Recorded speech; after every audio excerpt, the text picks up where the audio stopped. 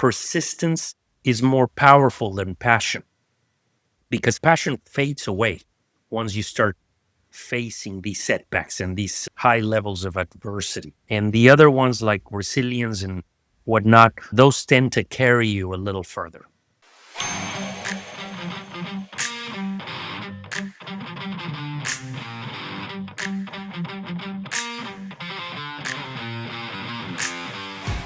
What does it take to build $1 billion real estate portfolio while rebuilding entire neighborhoods and staying rooted in purpose? Today on Seek, Go, Create the Leadership Journey, we're joined by Jose Berlanga, a visionary entrepreneur who moved from Mexico City to Houston in the 80s and went on to co-found Tricon Homes, one of the driving forces behind Houston's inner city revitalization. With over 35 years of experience and more than $1 billion in real estate transactions under his belt, Jose brings a unique blend of business strategy, economic insight, and philosophical perspective to everything he does.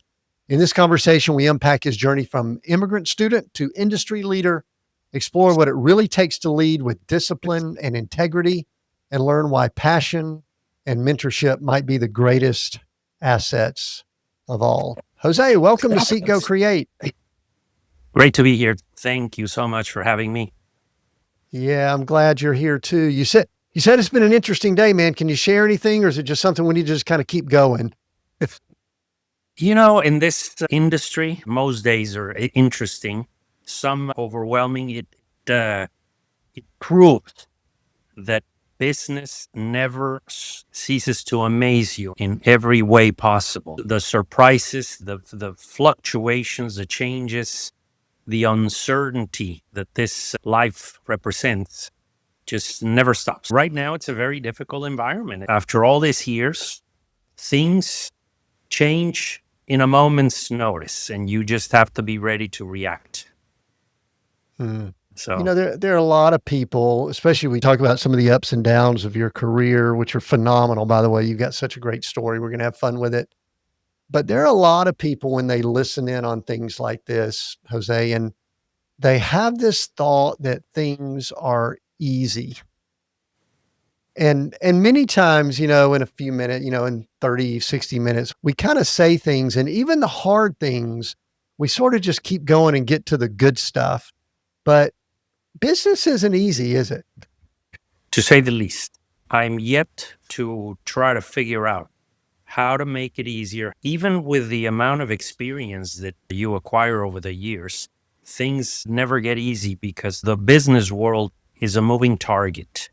There are new technologies, new systems, new competitors, new ways of looking at things. Every business appears to be saturated. There are more people than good deals out there. There's too many entrepreneurs out there, and investors and developers that are chasing the same deals. It makes things hard no matter how experienced you are. You just have to keep fighting and keep reinventing yourself and not giving up, because that's the truth. It never gets easier. You just try to figure out how to tolerate the process better.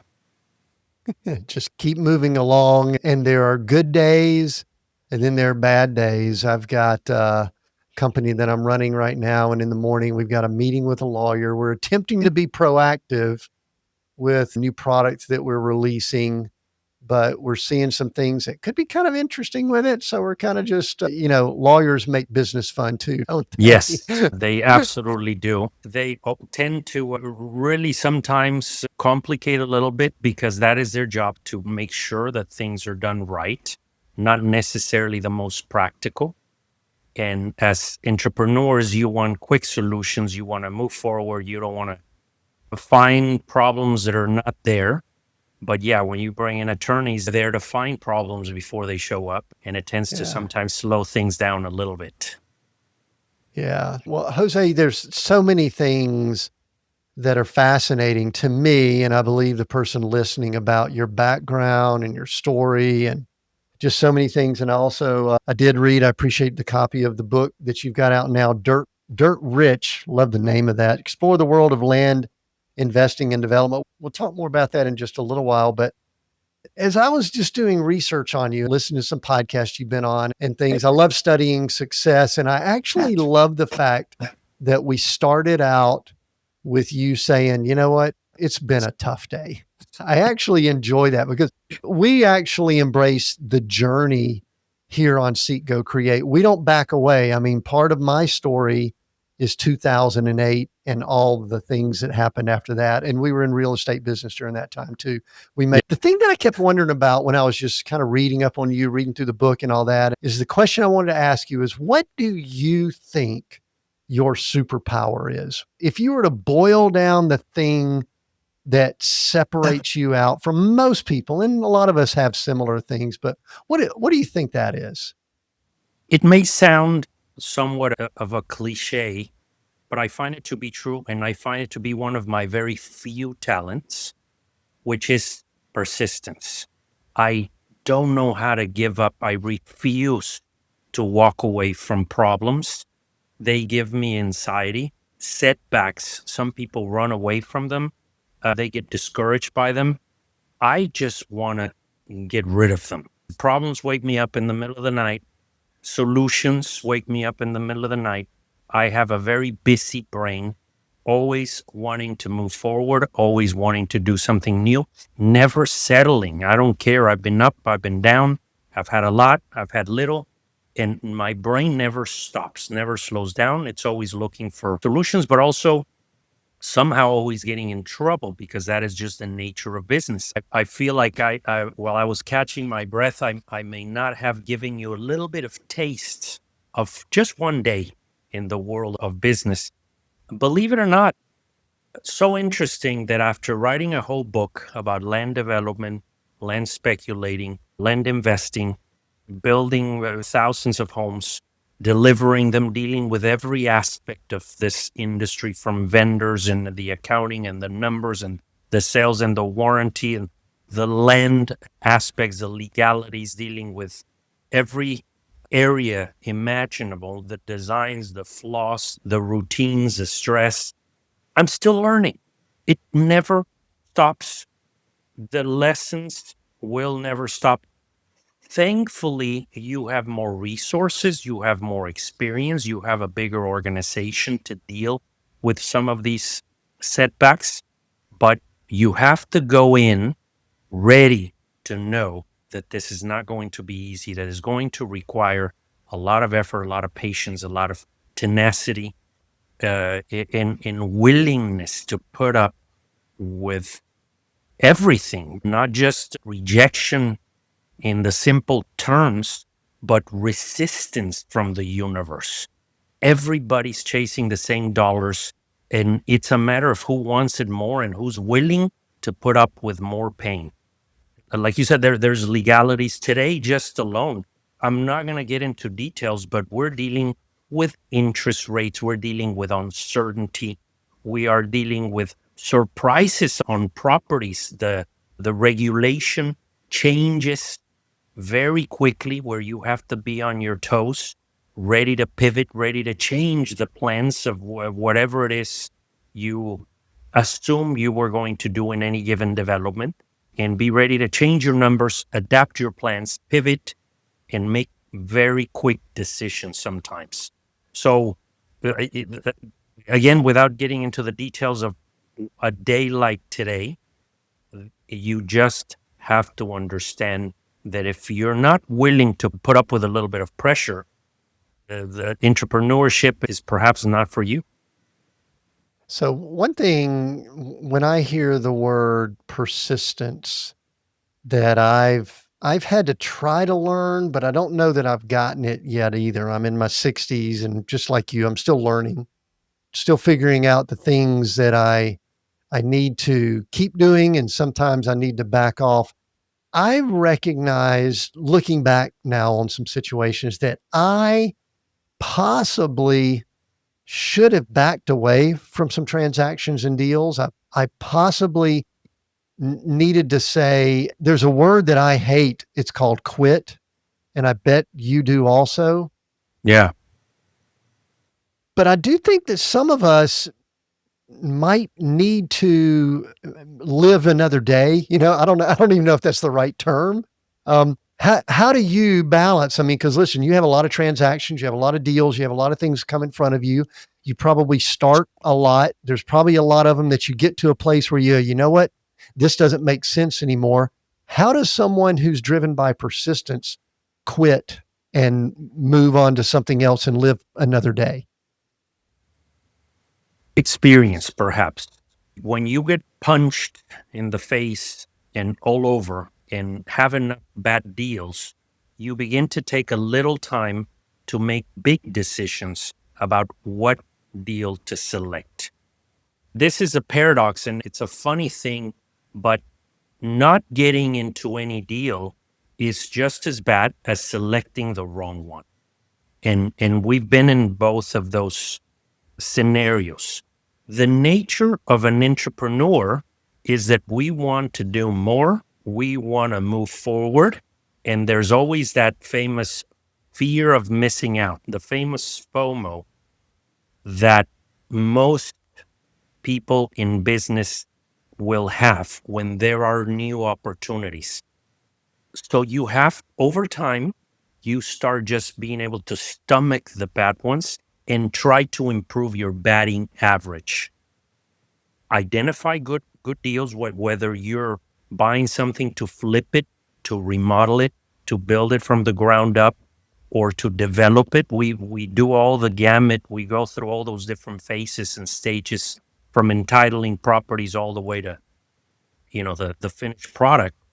And once you make a decision, you have to do your due diligence. You have to get not only smarter and better at doing this research, but also more selective over time. That is something that I've struggled with, because sometimes we get into more things than we should.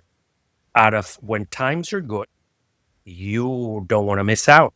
When times are bad, well, then you need perhaps to get more aggressive in the way that you present your offers, your proposals. And so, to answer your question, I have to remind myself to be cautious.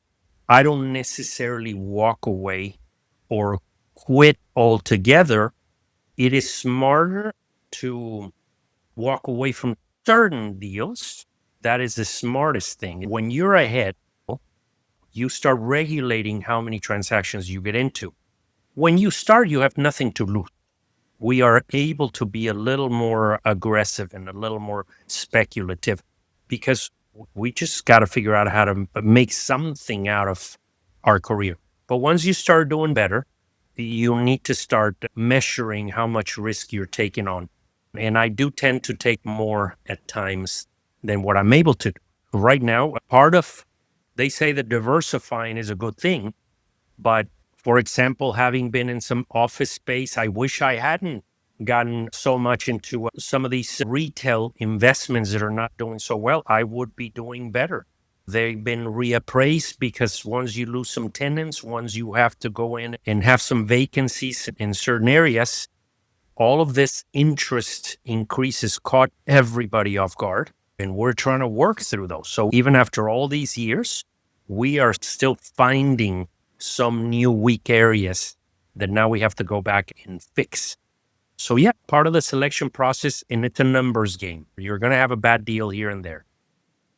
Right. We are in, it's not a static environment that we're in. There's ebbs and flows, there's ups and downs, there's economic changes, there's political changes, there's all those type things. I think I'd love to back up for a second, because I heard you recently talking about your get started in business. And I was thinking about something, and especially in light of the day you've had and the conversation we're having, and I'm going to ask you to share more about your business and your getting started in business and coming to the Houston area in the United States and things like that.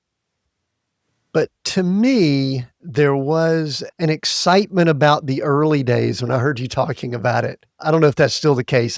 Sometimes you just don't know what you don't know when you're just getting started. So with that preface, if I'm wrong, you could say, no, Tim, it was brutal too, whatever. But tell us a little bit about how Jose kind of got started in business. I love immigrant stories. I love when people kind of start with little and then build up. So tell us what you can about that. When you start in business, you tend to be more optimistic. You tend to be positive. You're a dreamer. Your brain is fresh. Your mind is clear. And what we lack in experience, we compensate with enthusiasm. As you get older, you become more of a cynic. You become definitely more pessimistic of every environment, of every cycle. Once you've gone through enough heartbreak, let's call it in the business world, because I've had my share of businesses that went bad, you start realizing that if you get in it just for the money, you're going to have a very long career. You have to get in it because there is some level of passion or interest in what you're doing. You know, recently I was somebody brought up the phrase, "What doesn't kill you makes you stronger," and I just had to disagree with that. You know, I had to I stop don't like it. somebody and say that if there's someone who's a specialist in surviving physical, mental, emotional distress, I have a lot. That's probably you. You asked me what was one of my superpowers: experiencing tough periods in life with crazy levels of adversity that you had to figure out how to overcome them. And what I feel that these experiences bring is a new outlook on life, more experience, perhaps a more positive attitude in some respects. But what doesn't kill you doesn't necessarily makes you stronger. It makes you a little more fearful, a little more careful, a little more skeptical. You're a little more paranoid of going through things that you know are dangerous. So when you get into a bad situation, I was giving the example of our veterans, that you begin as you go to battle and as you suffer and deal with these difficult circumstances that life brings and that business brings, these ups and downs that we were talking about, the wear and tear, it begins to put a little bit of PTS in your system, and you just don't get rid of those experiences. You just try to use them to your advantage. That's the silver lining, that you come back from every one of these difficult cycles or difficult experiences, not stronger, just smarter. You just bring new wisdom to new equations and to your career. You start applying them. But I'm yet to meet someone who has gone through real pain, through real adversity, and come back stronger. No, we all come back a little bit freaked out of those experiences and perhaps a little weaker. They suck something out of you. And again, you have to replenish those with experience, positive attitude, and with awareness and a new approach. But definitely, just getting back to the point, when I was younger, I certainly thought and assumed that success would come easier and faster. And that is very rare. That is something that I recommend and repeat to the younger and the newer generation of entrepreneurs. Stop thinking that it's going to happen overnight. That's very rare. Stop thinking that things are harder for you than everybody else. No, they're hard for all of us. Stop thinking that most exciting lives that you see on social media are really what they are, because they're not. There's always something behind the reality of everybody's image. We're all, if you're building something that matters, something that is meaningful, it's going to take time and it's going to take a long road. So there's a lot to it. Certainly, I don't lose my hope, my faith, my willingness to reinvent myself and to continue the famous persistence and perseverance. But I always do it kind of like the old fighter that gets back in the ring and goes, all right, let's deal with it. So let's go. And I'm not going to quit. I'm not going to stop just because that's not the way that I perceive life. I see it as the moment you completely retire and do nothing, That's the moment that your brain starts falling apart and you start losing your mind. But you still have to put yourself in those difficult situations in order to make progress. I do think back, I remember when I was young, starting businesses when I was in college and things like that. I don't think I was totally arrogant, but there was a high degree of arrogance and maybe even naivety. And, the journey that you're talking about, which is what we talk about quite a bit here at Seek Go Create, the journey, I think, brings humility. And I don't think, as long as we keep that perspective, Jose, I think humility, you mentioned faith, I think it's biblical. I think humility is a powerful tool for those Yeah, of us as we're maturing to use to be successful in different and unique ways, correct? correct. Yeah, yeah, yeah. You have to maintain that. It is particularly not my style. I'm not an arrogant. I tend to discuss and share more of my vulnerable side, some of my weaknesses, the areas that I'm working on, the areas that I'm trying to improve, because I want to share with people that lack that level of business confidence or personal confidence to do things and help others understand that even if you have some fears and even if you lack that arrogance, you can still achieve great things in life. It is not my style. You see a lot of the younger business men and women who, a lot of them I started, and I see their attitude, I see their level of confidence in getting things done. They just haven't gone through enough to really realize that it's once you hit a real speed bump and it catches you unprepared, and once you stop assuming that good times are going to live forever, you're going to learn the lesson the hard way. I've met a few now that I met in their younger years. They had that arrogant personality of high level of confidence and thinking that, hey, I'm going to come into the business world and show everybody how it's done. They think they're going to build things faster and negotiate better and do things quicker and think of better solutions. Yes, you need to bring that positivity, but with a side of reality. And I think that humility part is part of the equation that needs to be a blend of your faith in yourself combined with the reality of how business works. Mm. So one of the things I actually highlighted in your book, Dirt Rich, that I was going to talk about a little bit later, but I go ahead and bring this up now.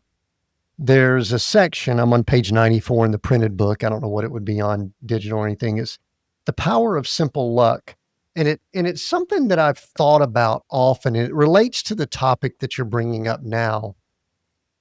Many times I would have said that luck, good or bad, has nothing to do with the business world, with finance, it's like I had this mindset of if it is to be, it's up to me and I have control over my situation.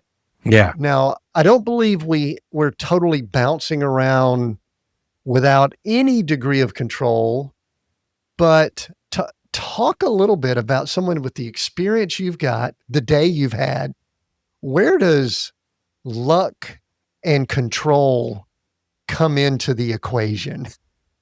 Wow, this is such an interesting subject that I can spend a lot of time talking because in the book, I do touch a little bit on that in a contradictive way. In one aspect, one area of the book, I tell you to really do your research, really learn the industry, really understand what you're doing. And that's part of the equation. I'm not a full believer in luck, but I do think that it has to be a percentage of every positive equation because you can prepare yourself all day long and do what you need to do. Bring the best from every aspect of your know how and your capabilities. But if the timing is wrong, if the timing is not working in your favor, the deal's not going to work, the business is not going to work. So there is, I like the word manifesting, which is now very popular. A lot of people use it. A lot of this new generation is very much into creating your own destiny, which I believe in. We'll talk about more about what I think is within your control and what's not. But the manifesting part, there's so much more to it. Things don't just appear because you thought of them and because you convince your brain that something was going to magically appear. The manifesting part works by you applying and acting a certain way and doing a number of things to create that result. So it's a combination of movement, action, and mental power. When you put those all together, you can begin to manifest. But just thinking without action or without decisions, without constant small steps that will get you closer to your goal, you can wish and dream all you want, but very likely you're never going to get anywhere. So I do believe that in every transaction, I've seen people with no experience. What I try to convey in that message of luck being a part of every transaction, I've seen people that were very, very inexperienced, that had no idea what they were doing. They bought things with their eyes closed, but they just happened to land at the right time in the right market. And they ended up looking like kings and queens, like experts. And it surprised me. I guess it happens. Luck does exist for some people. Now, when you combine that with your expertise, it amplifies. And on the other side, I've seen people with a lot of experience that got caught by a bad economy, a bad cycle. Now, with everything so globalized, that if something happens in another corner of the world, all of a sudden it affects us in more ways. Look at the tariffs, look at these wars, all the uncertainty. It's making investors and buyers and sellers make decisions based on what they hear on the media. So you have to take all this into account. But I do believe that, like you said something very important. Most of us, now let's talk about the people who don't put things and plans into action. When things go wrong, they blame it on things being out of their control. I think we need to break activities into categories, and destiny is not in our control, but there are more actions: getting up early, being on time, researching, being proactive, thinking of imaginary problems before they even show up. Those are proactive steps that give you more control of the outcome of things. So a percentage of the result are brought on by things that are within our control, that we perhaps perceive as not within our control. So asking the right questions when you're doing something. How many people you in your organization ask a simple question, you get a simple answer. How is this project? It's doing great. They're going to give you that answer all the time. The more you break the question into subcategories and understand someone else's job, so that you can dig deeper and understand how you can help them give you the results, puts things in your control. I think there are some things that are more within your power than what we're able to imagine. Mm. Were you always, you've mentioned the word entrepreneur many times, and I think I saw somewhere where you were even described as a serial entrepreneur. Because some people have mentioned that about me, and at times I wonder maybe I just haven't stuck with things long. I don't know. We keep doing Yeah. new things. Did you grow up? Were you in a business household? Was business kind of in your DNA, or did it develop over time? I think it was a little bit of both. In some respects, I always found myself intrigued by the business world, by creating value, by buying, selling, starting things, building. It always seemed very intriguing to me.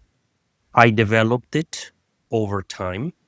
I don't think it was, most people ask if there was one magic moment when all of a sudden I decided to go on my own. And I don't think there was one single event that occurred. In my case, the serial entrepreneurship part may not be necessarily a good thing. And this is what I'm trying to say. The lack of clarity in my younger years in defining and identifying a passion and something that truly attracted me made me be attracted to just about every business. I knew I wanted to be successful. I wanted to make money and I wanted to make a difference. That was clear. But what was not clear was how to go about it. Some people have that very well defined at a younger stage in their career. They like manufacturing, they like distribution, they like automobiles, they like clothing, they like technology, they want to get in the software business. They have a little more definite, they want to be engineers or architects or whatever it may be. Some entrepreneurs start with more clarity and more definition as to how they intend to become successful. I had a problem which was no definition. I knew I was a go getter. I knew I was ambitious. I knew I was hungry. So I took on every opportunity, every idea, or every individual that would come up to me and say, "Hey, this sounds like a good way for us to make money. Let's start a business." I would go with it. I would investigate it. I would perhaps do not enough research and be interested in the opportunity. But I was never fully in love or obsessed over one single industry or one single product. I don't know if it's good or bad, but perhaps it took me longer to define that. And I wish I would have perhaps focused a little more in my younger years and not just chase success and chase money, but just perhaps found a simpler purpose. This is Mm. something that I also talk a lot about. The new generation has gone the other extreme where all they want is passion. I'm not going to do anything that I'm not fully passionate about. I'm not going to do something that doesn't make me happy, that doesn't wake me up every morning with butterflies. That's unrealistic. You and I come from a completely different spectrum, which was we were taught to survive, to get up and go to work, to earn a living, to solve problems, and to deal with whatever came your way to solve it. It wasn't about what you like and what you want and what makes you happy. That was never a question. That was never an ingredient or a consideration in finding a career. At least in my case, it was how are you going to support yourself? How are you going to take care of yourself and the people around? That was the only question. And now it's gone the other extreme. What is going to make you happy? And the reality is that no activity is all pleasure. Every activity has a number of responsibilities and areas that are tedious, that are tiring, that are annoying. And hopefully, there are more of the good things than the bad ones. But I think blending those two is perhaps the best way to go about it. Mix a passion, something that you fully have interest in, that draws your attention, but also know and be aware and be realistic about the fact that there's going to be days and moments and areas and perhaps periods in time when you're just going to want to walk away from this whole thing because it's not going to be pleasurable at all. So persistence is more powerful than passion because passion fades away once you start facing these setbacks and these high levels of adversity. And the other ones like resilience and whatnot, those tend to carry you a little further. You mentioned success a couple times when you were talking about getting started, and you tied it with money. And that's how I define success. I started my business career back in the 80s also. And I think the 80s were kind of a go go, high level of greed decade anyway. And it may Yeah. have fed Yeah. in me, but it's the old Gordon Gecko greed is good, type mindset. Yeah. But how do you define success now, where you're at in business, and even with days like you've had today? How is success defined? I'm going to start answering that question by saying that it is very difficult, I think, even at a later age, to fully achieve success in every aspect of your life. I think we're all going to die searching for something, learning something that we should have, could have done differently. And it is very important for us as humans to know that it's hard to find that perfection. It's hard to find that balance. You may make money, but maybe you have other issues, and now you have less time. You can travel a lot, but now you don't have the same willingness. So life throws you curveballs in unpredictable circumstances after every stage of your life. You start understanding that our youth is going away, and whatever you have left, you need to start enjoying it a little bit more. So how do I find or define success nowadays? Now that I've clarified and disclosed that I haven't achieved every sector of success that I would like to, I'm still running around a lot, but now I have children, and now I have a family, and now my parents start getting very old, and now they start pulling you in other directions that they didn't pull me when I was younger. So you start replacing your time, you start removing yourself from some areas, but life has a way of absorbing your attention and your brain and your patience in other areas. So awareness is one, just coming to terms with reality. This is life, is one way to deal with it. And another one is to really surround yourself with people that can compensate, that can help you cover the areas where you feel weak, where you're not very good at, whether it's in business or in personal. Quality of life is not necessarily back to the money part. What I've noticed in myself and in most people in the world is that the more money you make, the more you spend, and the more you have commitments and obligations, and the more you raise the bar, and the more you want, and the more you need. And it's a vicious cycle that never ends. And if you make $10, you want 20, and when you make 1 million, you need 2, and when you make 5, 20 is not enough. So, and you can go on, where there's always going to be people with more money. There's always going to be people with more of everything. And you just need to understand that what is my level? What is where is the limit? Quality of life is the answer. What do you define by quality of life? Not having more possessions, is having more time, having more moment to do what you want when you want. I am at a stage in my career where, again, I don't have everything I want, but my dream day is when I was able to manipulate the hours in my direction, when I was able to dictate to myself and to the clock how I was going to spend those hours. To me, that's a very, very successful day. If I was able to decide and to choose how to spend my time, wow, that's incredible. And that's why it changes for everybody, because if somebody enjoys their work and they're happy behind a desk 10 hours, that's success. If you enjoy spending more time with your family or exercising or whatever, I think that is perhaps the fundamentals of success, is being able to spend more time doing what you enjoy, with whether you have a lot or whether you have little, because that becomes very secondary. It becomes very elusive. If it's just having more of what and how much more is it going to satisfy me? That's very abstract and it doesn't work. Yeah, I think that's so powerful. One of the things that I've observed in my life and with others that I've worked with is that money is definitely a blessing. It's definitely not, I'm not anti money. We need it, we use it, Yeah. it can do some great things, but it does complicate things.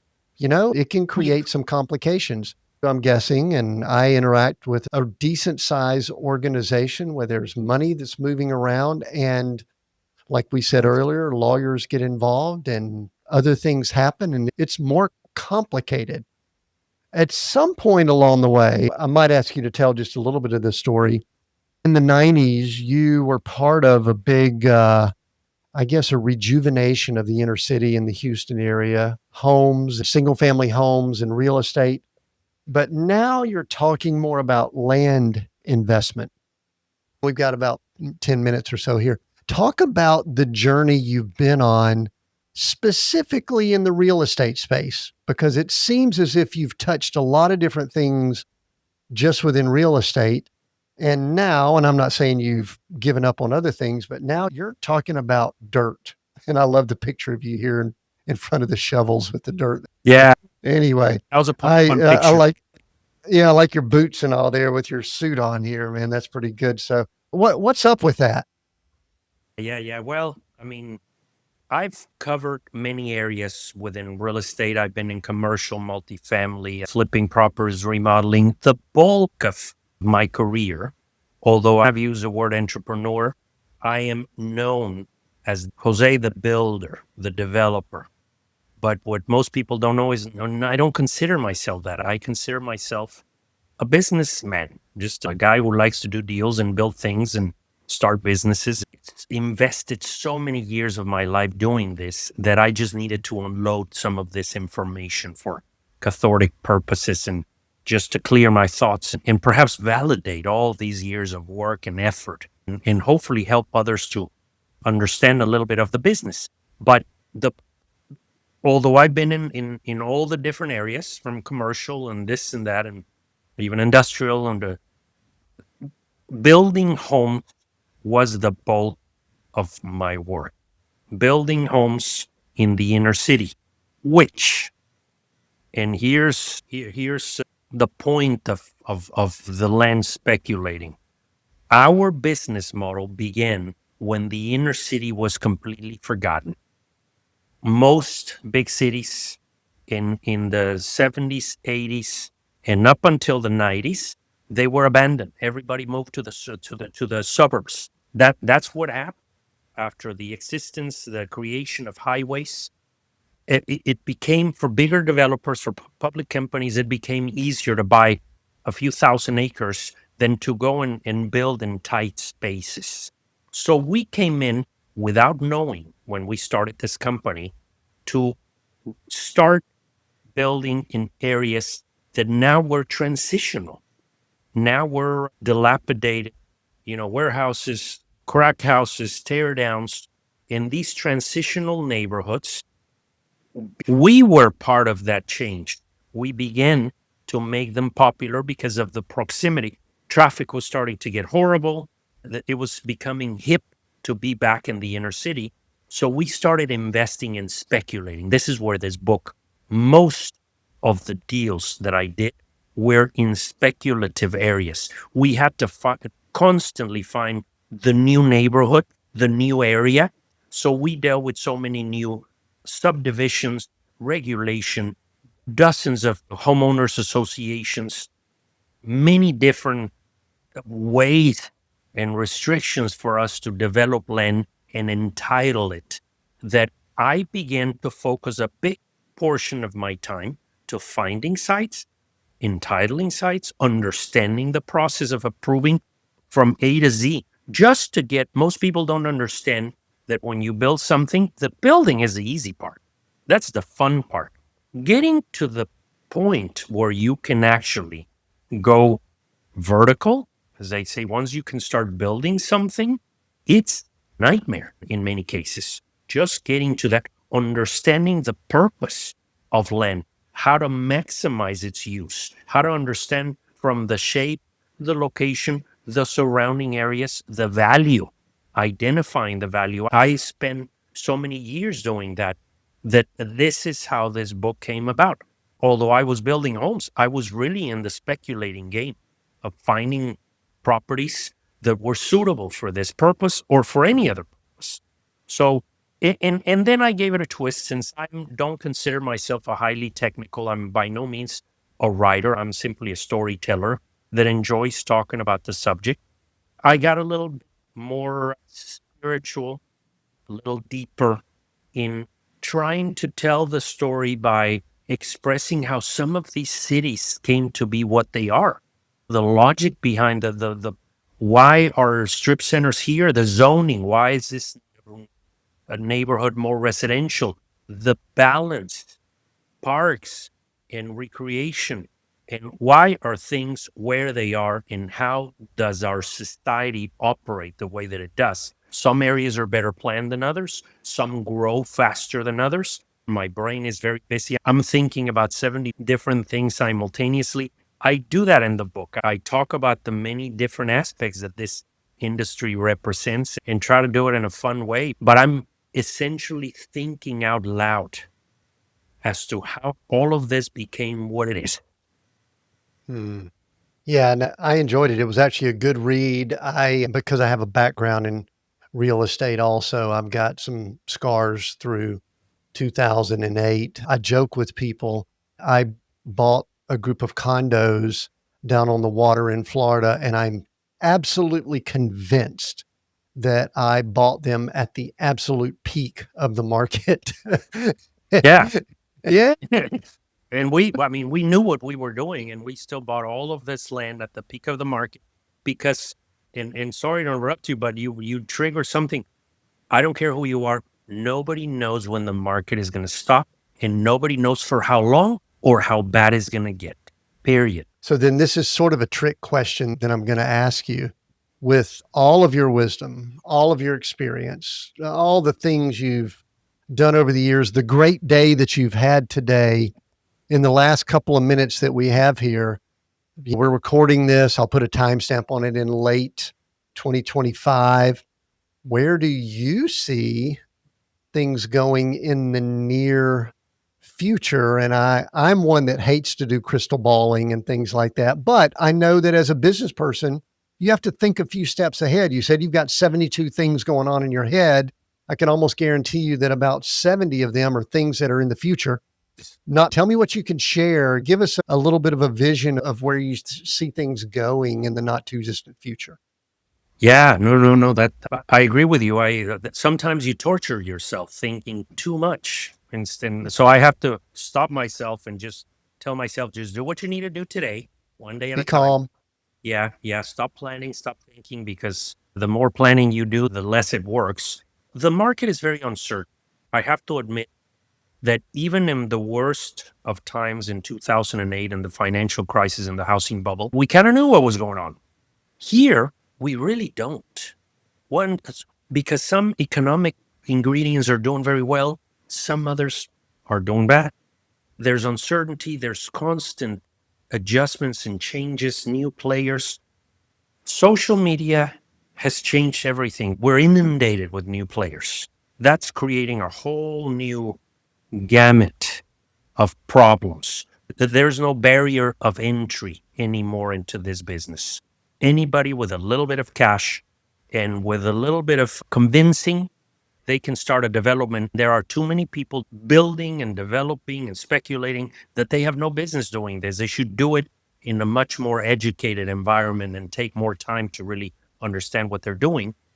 The biggest problem I'm seeing, I'm just going to put it out there, affordability. I've never seen affordability be such a problem. After COVID, prices of everything went up. There was a shortage of homes, a shortage of everything. So prices went up for every product imaginable. And it never went back down, and it never will. So it put a bracket of buyers in a certain price point unable to buy homes. But for the first time in history, it also put builders in a position to not be able to deliver to that buyer because our cost structure won't allow it. So that entry level buyer who has good credit, who has a little bit of money to put down on a house, there is no product that we can build. So they keep saying there's a contradiction. There's no inventory, but homes are not selling. That's what's happening, that there is no inventory because we're not willing to build, because if we build it, nobody can afford it at the cost structure that is currently in effect. So something will have to give. If I had to guess, the economy, the salaries, wages will have to improve, or there'll have to be an adjustment. And it all starts with land. will have to speculate and go into areas that are less expensive to be able to build product that's less expensive. I think some of the beneficiaries of this are being some of the bigger guys. We're doing now land development for public companies. We don't want to throw any names out there, but those guys can build homes very fast, very inexpensive, and attack that market. But the smaller companies, we're going to suffer. Particularly, there's a sector that's being affected, not the custom home builders, because the big companies can do that product. They can get into the inner city to build multi-million-dollar homes. But the entry-level home for the smaller companies, that's being affected because you don't have the economies of scale. I think it's all going to come together, but to wrap it up, it might take another year to 2 years before, and interest rates are going to be a big component. That's the added bonus that on top of the affordability problem, interest rates are not helping at all. So we can probably talk about this subject for hours, and I'm trying to just pick some of the important components there, but there's a lot more to it. So do those rates, are they going to have to come down? Yes, which is a scary thing too, because the economy's not bad. There's issues there. And we don't want to create a bigger problem by dropping rate just to sell homes. So I think it's going to be a slow recovery. Although the economy is doing well, the recovery for the housing market is going to be slow. Yeah, I do agree. There's a bit of a disconnect. We just hired someone within our business and we were looking at competitive salaries, and I was looking at it going, man, this is still fairly low for an Atlanta metro area. And I also know family members, children, and all that. And it's like they're not getting enough money to really afford, $500,000 for a home. Yeah. When you're making $65,000, $70,000, there's just this gap. And I believe historically that has to change because that's not sustainable long-term, correct? Yeah. And then let's throw the fact that renting is cheaper. Historically, you want to buy a house because the payment, I'm an advocate of home buying. I think it's a great investment. I think it helps society in dozens of ways. Home ownership is important. But right at this particular moment in time, you can almost rent one for less. And that's a scary thing. That's when things tend to slow down. So yeah, we're in a bit of a period when this business is definitely going through a difficult phase. Yeah, Jose, I've enjoyed speaking to you. Why don't you tell people how they can connect with you, find you, where they can get the book, and we'll finish up here. JoseBerlanga.com. This book will be available on Amazon in the next few weeks. I have my other book, The Business of Home Building, the first book, which talks all about the residential construction business, not how to build a house, but how to build a business that builds homes. I had a lot of fun. I'm really enjoying the process of putting these thoughts together. But I need to get more active on social media. I must admit, I don't have a lot of information out there, but that is something that I enjoy and I'm going to start doing. Part of this reinvention is I always fought it. I wanted to be a very anonymous business personality and not really talk much about what I do. But I'm realizing it's a new era and I have to adjust and start passing perhaps some of this information to other new people in the industry. So that's the plan. I am glad that you decided to do that. And I appreciate you taking the time to talk to me today. And you know what I really appreciate is that you communicated even on a day that isn't all sunshine roses, because to me, that's the kind of conversation, not that you had a rough day. That's not what I'm saying. It's a real conversation about real topics. It's a real conversation about a real journey, not a bunch of fluff. And I think that's what people need to hear in the world we're in today. So Jose Berlanga, I appreciate you. Get a copy of the book. By the time this releases, it probably will be out. We'll make sure we include links to find him down below. It sounds like he's going to start being more visible on social media. I know he's doing more podcast interviews and things, so I appreciate that. I appreciate everyone listening in. This has been a great conversation. Make sure you share this with other people. We have new episodes at Seek, Go, Create every Monday. We're on YouTube. We're on all the podcast platforms. Until next time, we'll see you next time on Seek, Go, Create.